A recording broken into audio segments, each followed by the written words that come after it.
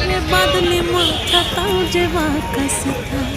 মেদিনীপুরে রায়না চিরন বাঁকুড়ার ওই ফিতা আরে যতন করে বাঁধলি মাথা তাও যে